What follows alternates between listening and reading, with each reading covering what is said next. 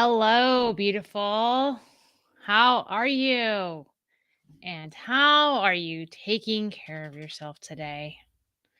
I am Heidi Esther, Joyful Purpose mentor, soon to be published author, here with you on this Monday, almost afternoon, to bring you what's for dinner.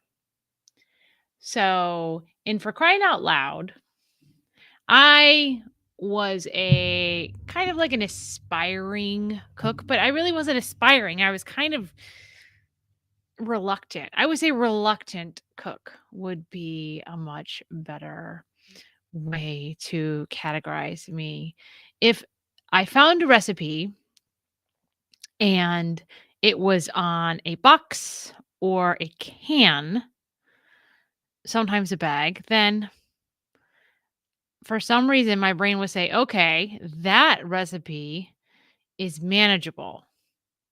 People have tried this recipe out with the shortcut of what's ever in the box or what's ever in the can. For some reason, I never tried like Hamburger Helper or any of those. I don't know why I didn't try those. Those would have probably been easier than what I was actually trying. So I am here to share with you the meal from one of my chapters in the book that I ended.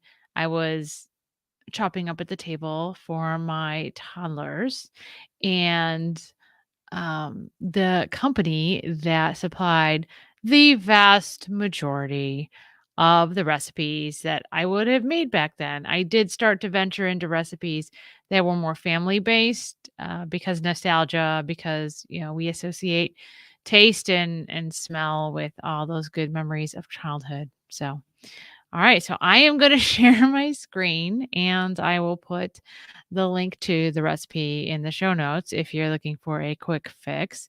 And I'm sure there's a plant-based version of this recipe. So I'm going to share my screen. Oh, and it seems that my wife has come home. Let's see, share screen. Click on that, share. All right. So now you're getting the trippy version of the screen, and now you're seeing that. Okay.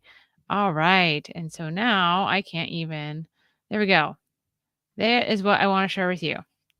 Baked chicken, broccoli, and rice was the recipe. I would put it all in. You see how there's like this casserole dish right there. So I would totally put that in some kind of a casserole dish. It's not cool like that one, just a regular glass tempered one or something. But my thing that I would always put in there is that I would take about an entire bag of shredded cheddar cheese and I would incorporate it into like the rice and the broccoli part. And then I would add the rest outside on the top of it to get it nice and brown and cheesy on top. So we all enjoyed it. Now there are lots of other recipes on this Campbell's site. So Campbell's was a thing. I've done the 3 cheese pasta bake. That's a winner. And oh, this is a new one, the avocado ranch pork chops and rice. I don't know if they had that one up there when I was starting to cook. You might hear my dog whining in the background because my wife just came home. So give me 1 second.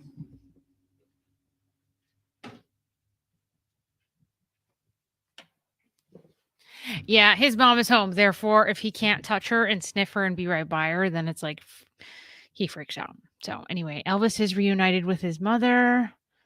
All is well in his world. I have made the bacon and cheddar green bean casserole before. For sure. Oh, baked cauliflower bites. See, that wasn't up there. I feel like the plant-based revolution has even gotten over to Campbell's, which I think is great. And yeah, so I've done the beef and cheddar soft tacos, the beef and mushroom lasagna. I have a lasagna recipe that I use, actually, that my wife uses now.